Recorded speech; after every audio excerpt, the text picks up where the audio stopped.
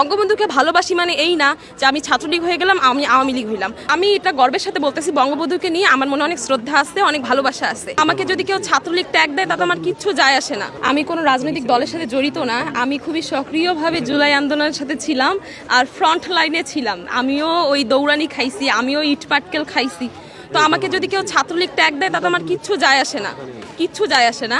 আমি বলি হ্যাঁ, প্রত্যেকটা মানুষের আলাদা আলাদা পার্সপেক্টিভ থাকে, আমারও আছে। আমার বঙ্গবন্ধুকে নিয়ে আমি এটা গর্বের সাথে বলতেছি, বঙ্গবন্ধুকে নিয়ে আমার মনে অনেক শ্রদ্ধা আছে, অনেক ভালোবাসা আছে। সেটা আমি আমার ফেসবুক লাইনেও পোস্ট করি, এখনও করব, হয়তো পরের বছর 15 আগস্ট গিয়েও করব। তো বঙ্গবন্ধুকে ভালোবাসি মানে এই না যে আমি ছাত্রলীগ হয়ে গেলাম, আমি আওয়ামী লীগ হইলাম। বঙ্গবন্ধুকে আমি as a person, as a leader আমি অনেক অনেক শ্রদ্ধা করি। তার মানে যে আমি ছাত্রলীগ বা আমি আওয়ামী লীগ, আমি ওই এরকম কিচ্ছু না।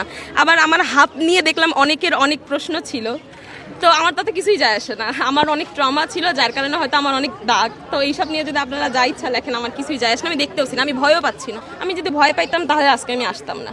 আমার এই দাবিগুলো যদি পূরণ না হয়, পরবর্তীতে গিয়ে আমি নিজেই ভুগবো, তাই না? তো আমাকে আসতেই হবে। এখন আপনারা যা ইচ্ছা কমেন্ট করেন, আমি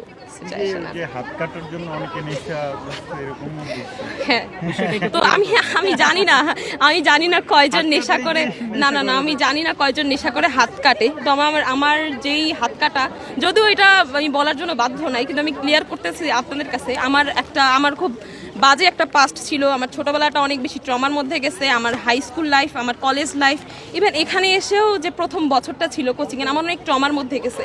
আমার ডিসঅর্ডার আছে, বর্ডার লাইন পার্সোনালিটি ডিসঅর্ডার, যার কারণে এরকম হয় কি যে আমি যখন অনেক বেশি যখন আমি অনেক বেশি ট্রমার মধ্যে থাকতাম, অনেক বেশি অসুস্থ হয়ে যাইতাম। আমার মনে হয়তো কিছু একটা করলে হয়তো আমি ঠিক থাকবো, যার কারণে আমি এসব করতাম। আমি নেশাগ্রস্তও না, আমি কিছুই না।